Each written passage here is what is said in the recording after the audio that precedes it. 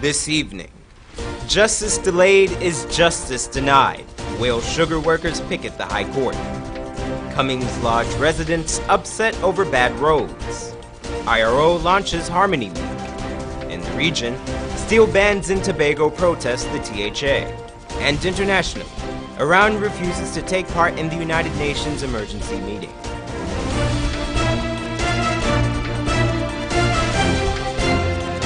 From Safe TV headquarters in South Rival Gardens, this is Safe TV Headline News with George Gonzalez. Today is Thursday, February the 1st, 2018, and this edition of Headline News is now being streamed live on our YouTube channel. Thank you for joining us. Imported vehicles which have been seized by the Guyana Revenue Authority are no longer being sold via the open bid process. Commissioner General of the Guyana Revenue Authority, Godfrey Stacia, states that this process has been discontinued since it was discovered that persons were manipulating the system. The Commissioner General said, quote, "We have stopped the format of the auctions. Instead of having someone buy the vehicle at the hit of the hammer, we now have closed tenders. The reason for that is that there was collusion," end quote. According to Stacia, persons brought in high-end vehicles, allowed them to be seized by the GRA, and then returned to bid for them and won them. After discovering this, the GRA began inviting closed bids instead. Additionally, when bidders do not meet the criteria, the vehicles are not sold, but are either donated to the government or utilized by the GRA. Through this method, the GRA has avoided the need for buying any new vehicles during Stacia's tenure. Retrenched Wales sugar workers picket the High Court over the slow progress of their severance pay lawsuit. Wendell Jeffrey brings us that story.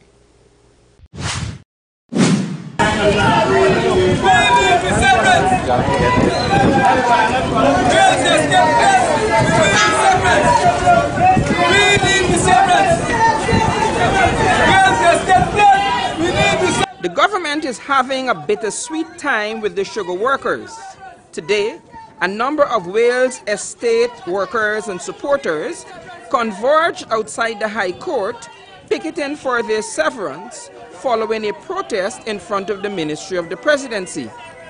When the government closed the Wales estate in 2016, they put in place a system to transport the Wales workers to the Iflot estate. Some of the workers, about 70 of them, took the government on their offer. However, most of the workers, about 300, refused to make the trek from Wales to Iflot. They claimed that the labor laws do not allow for them to travel more than 10 miles from their workplaces. Iflot is about 20 miles away. But according to the workers, this does not include the 5.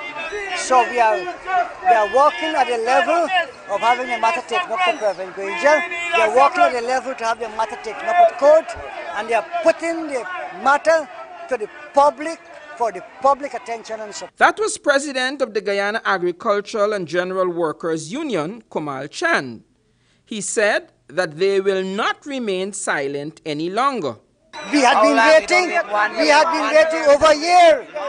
1 year and 1 day we waited. And we had written the president 1 year now. for almost a year. They're kicking brick. They have no job. They're hungry. They're suffering. You hear them? They're angry. Go and see the crime that break out in Wales. For Channel 2 Headline News, I am Wendell Jeffrey. Thanks, Wendell. Ranks of the Guyana Police Force earlier today, headed by a senior officer, conducted a drug eradication operation at Long Hook, Kanji River, Berbice, during which an estimated 200,000 marijuana plants and 100 kilograms of processed cannabis, together with 2 camps, were photographed and destroyed. One BK 12-gauge shotgun, an outboard engine, a chainsaw, a mist blower, and 2 grass cutters, which were found in the camps, have been lodged. 3 males are in custody assisting with the investigation. Residents of Cummings Lodge decry the state of their village's infrastructure. Esther Sobers has more. The The residents of Cummings Lodge, Uganda Street came out to voice their concerns. They are angry with the deplorable state of the village infrastructure. Their issue is not new. They allege that the village roads, bridges and drainage system have been an issue for over 15 years. Morning to you. My name is Sylvester Shim, and we the people of the Uganda Park, Cummings Lodge area, the GC scheme, are very much concerned with the conditions of our roads, bridge and drainage. All we have is one access road in and out, and whenever the rain falls, it is hard for you to get in, get out. There are times when people have to come out of the vehicle, walk, and let one man go because the vehicle is dragged into the bottom. If you take a look at our bridge, I'm afraid that one day I might walk on it and it break with me. If you go around the Uganda Park, which we'll go and see it, the Uganda Park area is flooding. The trench there needs to be clean. This road is like this for the past 15 or so years. It's not today. And the people have complained, we just fed up. One resident who noted that he voted for the local government elections does not know who is in charge of his constituency. This is because he has not seen any progress made to his community since the elections. Since you're going to vote and we ain't seeing nothing or nobody coming and do nothing for we or saying anything or representing the area. And so we just voting. We know well after the next. We just voting. So the case you're just voting and you're not seeing any progress, just voting for progress. When we see contractors come in, we find out from the contractors. We ain't seeing no ministry people or nobody from City Hall. Some of the residents pooled together their resources to build a main bridge and patch the main road in the community. Unfortunately, it is still in dire need of repair. The condition of the road is very bad. Plus the drainage, it's worst. And nobody coming to our assistance. We go all over begging for help, and nobody coming. This AFC supporter says he is hurt. He and others work tirelessly campaigning for the party. With a lack of change in the community, they feel that the government has neglected them. I am the person, myself and Mr. Ben here, the persons that really push for the AP and UAFC government. We went around, we went to Sophia, we went to Kitty there, and we got things to put up and we push for the AP and UAFC coalition to be elected. And now we feel hurt to know that they are electing us. They are doing nothing for us. They said that the road here belongs to the city council. We went in and talked to Patricia Chase Green, the mayor, and Royston King, and they said they're cash trapped. All they could do is go to Cancun, Mexico. Why are they going there? What could Mexico do for Guyana? Bad roads are an all-common feature in villages and towns in Guyana. Nonetheless, residents are hoping that the government officials need to recall for proper roads very soon. Reporting for Channel 2 Headline News, I'm Esther Sobers. Thanks, Esther. Don't go away. We have more news for you after the break. Stay with us. For the best Creole food in town, come to Ridley's Restaurant. Taste our hot meals, fresh bread, and sweet pastries. Our spacious dining hall is free for all occasions. For reservations and more, call 226-2518 or 225-7245. We're open Monday to Saturday from 7 a.m. to 6 p.m. Wrigley's Restaurant, located at 38 Robb Street, Laceytown, between King and Wellington Streets. For breakfast, lunch, and dinner, Ridley's Restaurant. Tasty and healthy eating.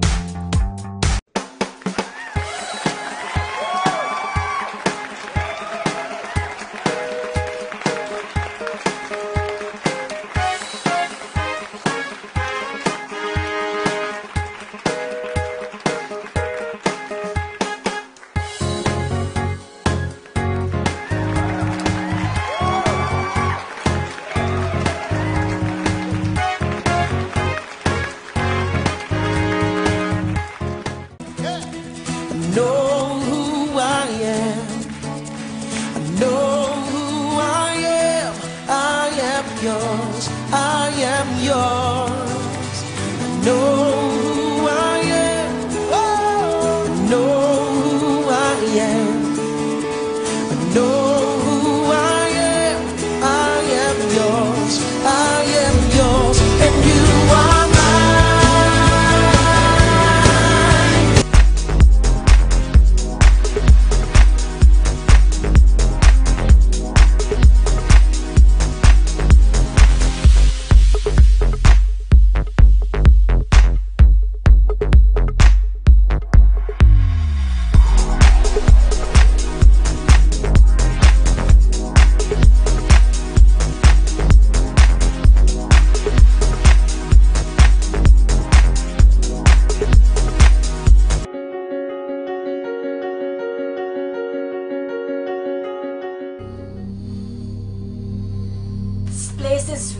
hot. What's wrong with your AC? It's not working. Well, we wouldn't be able to continue this meeting anymore because this place is extremely hot. Wait, please don't go. Here's a company you can call to get your AC fixed. Action Cool. Honey, what's dinner? I had a hard day. I'm sorry you had a hard day, but guess what, babes? I didn't cook today because the stove is not working. Having trouble at home or at the office? Then call the professionals at Action Cool. Our fully trained technical team have the skills and experience in repairs of all air-conditioned units, refrigerators, gas stoves, washing machines, and a whole lot more. For further information, visit us at 86 Hill and Princess Street, Mandela Avenue, Georgetown, or call us on telephone number 225-7867.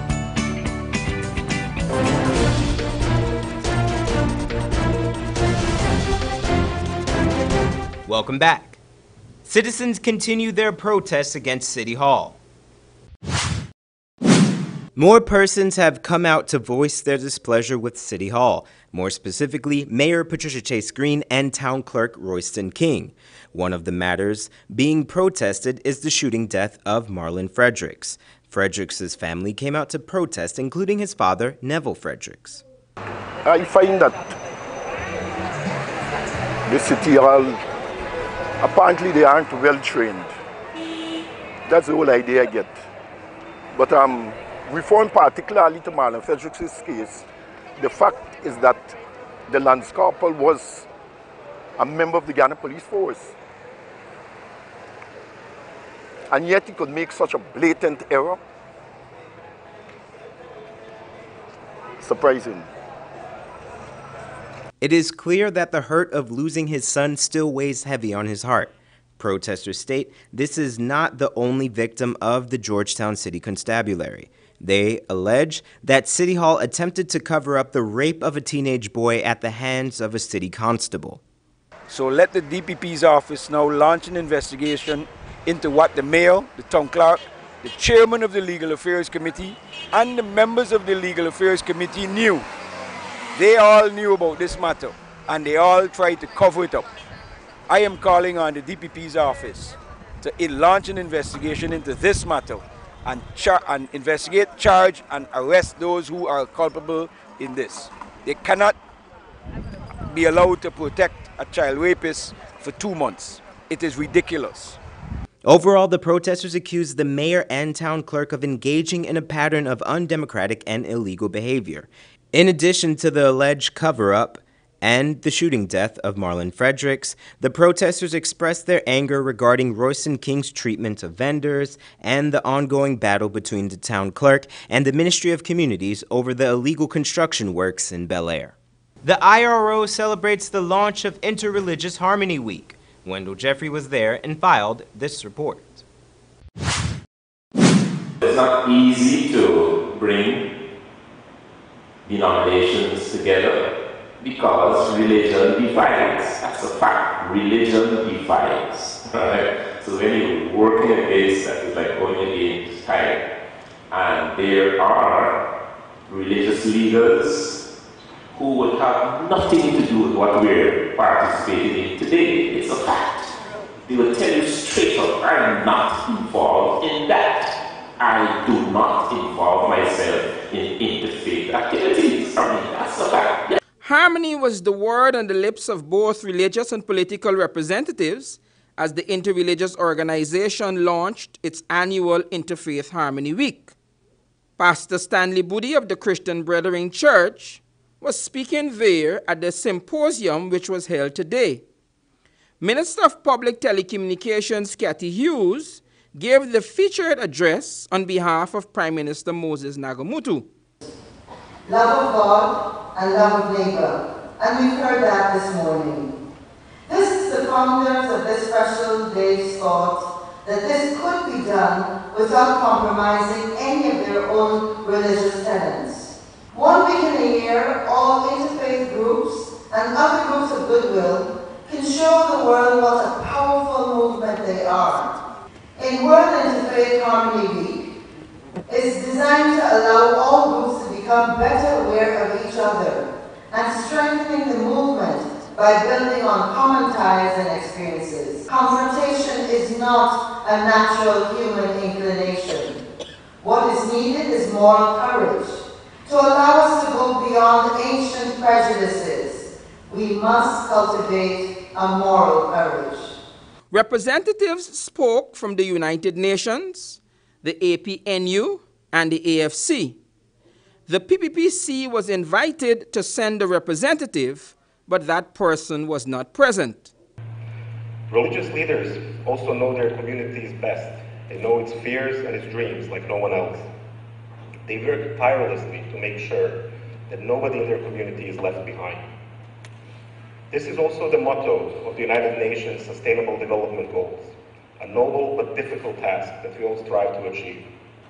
On behalf of the Minister of Natural Resources and leader of the Alliance for Change, AFC, Honorable Raphael G.C. Trotman, I bring greetings of harmony, unity, peace, love, joy, gratitude, kindness, hope, cheerfulness, admiration, and confidence to all gathered here and the people across our beautiful country, Guyana. Guyana, through the Interreligious Organization, has organized various activities to commemorate this week. A partnership for national unity is therefore pleased once again to be associated with this noble endeavor, since as a political movement and as the main partner in the government, we recognize the important role that the religious community plays in our multicultural, multi-ethnic, and multi-religious country. Prayers were offered by members of several religious and indigenous groups, including the Hindus, the Faithists, the Rastafarians, the Muslims, the Baha'is, and the Christians.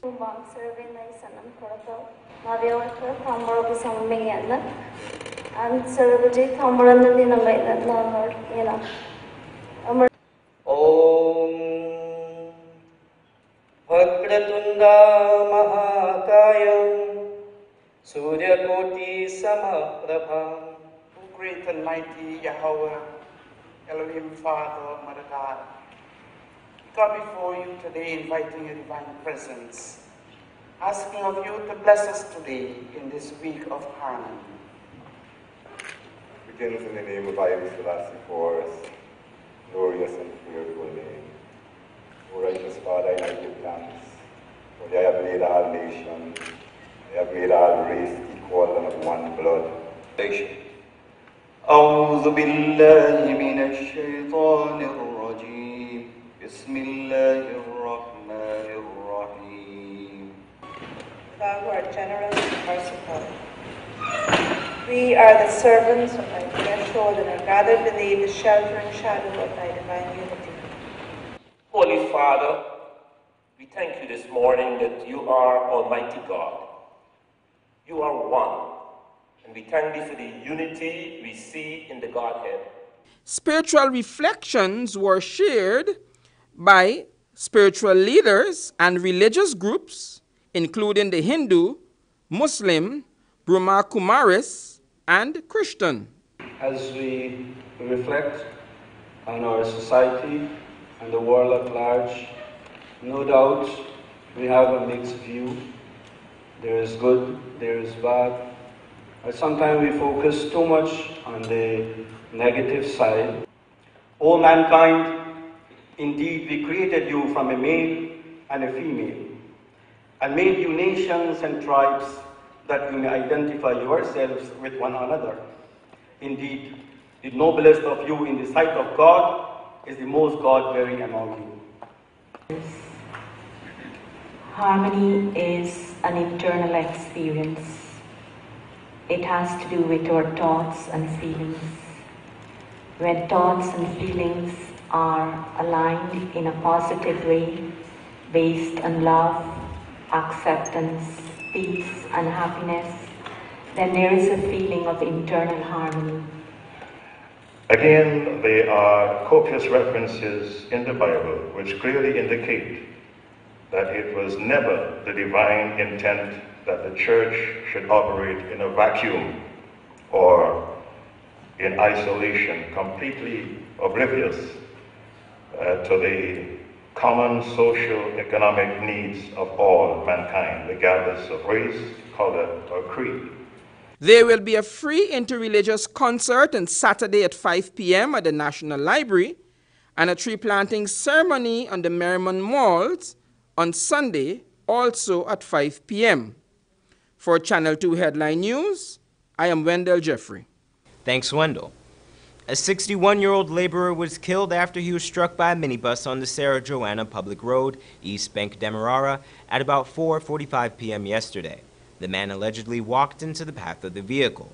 According to reports, minibus BVV 852 was proceeding north along the road, reportedly at a moderate speed, when the pedestrian, Prasad Hari, suddenly began crossing the road straight into the vehicle's path. The driver immediately picked up the conscious victim, who sustained injuries to the head and body, and rushed him to the Diamond Hospital. He succumbed to his injuries at about 10:30 p.m. The driver of the minibus, who passed a breathalyzer test, is in custody assisting with the investigation. An autopsy is scheduled for tomorrow. Stick around. After the break, we have our regional news, international news, and more.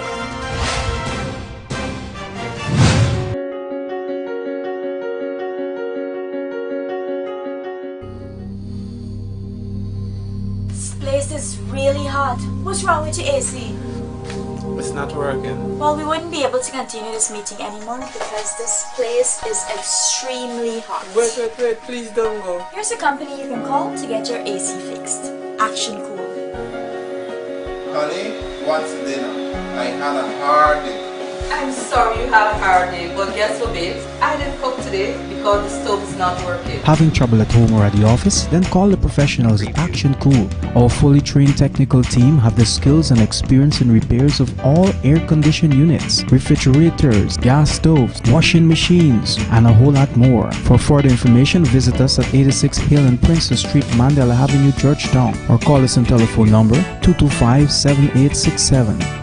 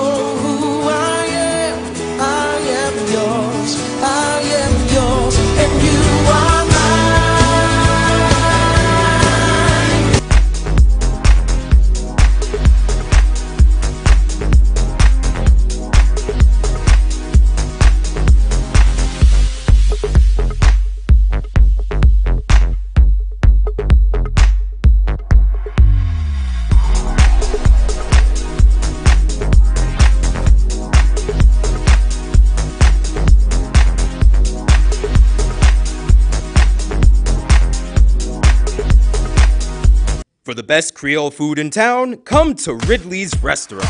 Taste our hot meals, fresh bread, and sweet pastries.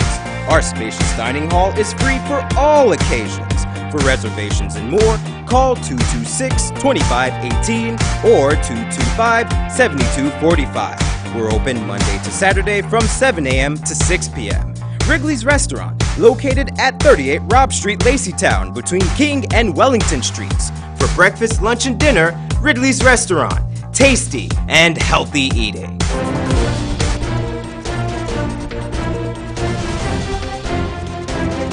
And now for news from the region. Steel bands in Tobago are boycotting the THA Pan Champs and all pan-related activities and competitions for Carnival 2018. C News has more. The steel bands in Tobago have taken a decision to boycott the THA Pan Champs and all pan-related activities and competitions for Carnival 2018 unless the THA reverts to the prize structure submitted by Pan Tobago region. This decision was taken at a meeting among band members on Wednesday evening. A band leader said for over 8 years the region has been using the same prize structure, although services and goods have increased. He said they have reduced every price by 7.5%, and Pan Tobago takes the approved 10% commission, so it's 17.5% from every prize. 14 bands voted in favor of the boycott, 2 against, and in response to the decision taken, Executive Chairman of the Tobago Festivals Commission, George Leacock, admitted there has been a reduction in the allocation of Carnival 2018, but said he'd meet with band leaders to chart a way forward. And internationally, the UN Security Council has wrapped up a special session demanded by the Trump administration on the recent protests in Iran, with the U.S. accusing Tehran of stifling the voices of its people. But other members objected to the meeting, insisting the council wasn't empowered to discuss the internal affairs of a UN member state. But with the support of the United Kingdom, among others, the United States got its wish, and the debate went ahead as planned. Al Jazeera's Mike Hanna reports from the United Nations. There was animated debate in the council chamber before the discussions began. Members taken aback by the lack of notice from the US in calling for this public debate. The US ambassador adamant that it was essential Iran be called to account. If the founding principles of this institution mean anything, we will not only hear their cry, we will finally answer it. The Iranian regime is now on notice. The world will be watching what you do. Russia had vehemently opposed what it saw as an unacceptable intervention in Iran's internal affairs, but also argued that the US had another motive in pushing for this meeting. The real reason for convening today is not to protect human rights or promote the interests of the Iranian people, but rather a veiled attempt to continue to undermine the Iranian nuclear agreement. An agreement that the French ambassador maintained in his speech was crucial, also distancing himself from the US decision to call these discussions.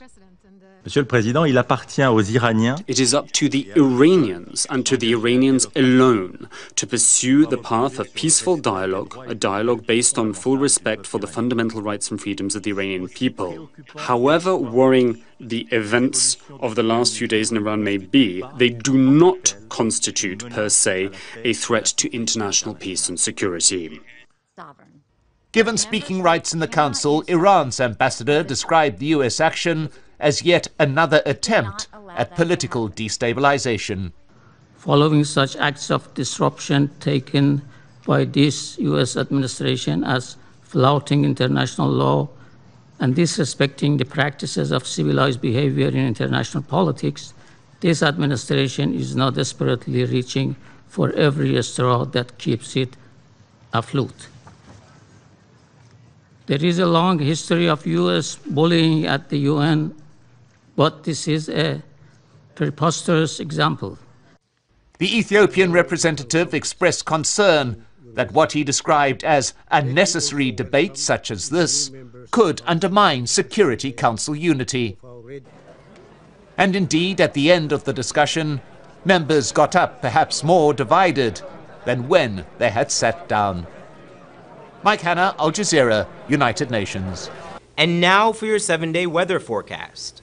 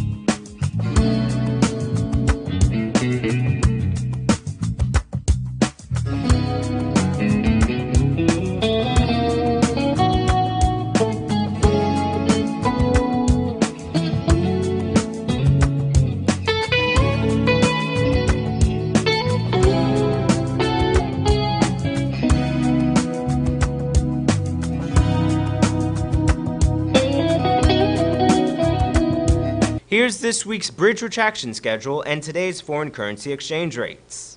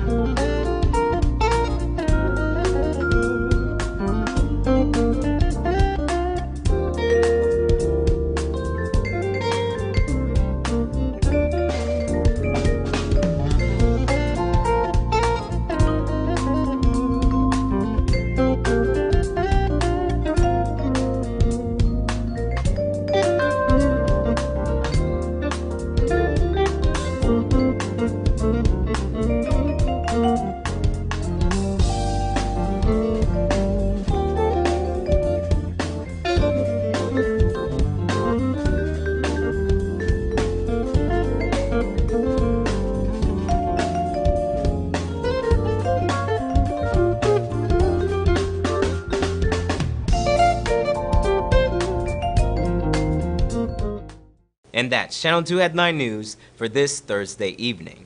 As we take our leave, we invite you to find Channel 2 Headline News on Facebook and YouTube. You can also tune in tomorrow morning at 6:30 for a rebroadcast, and Friday evening at 6 o'clock for more news. For now, I'm George Gonzalez, signing out from this newscast, saying thank you for welcoming us into your homes, and do have a blessed evening.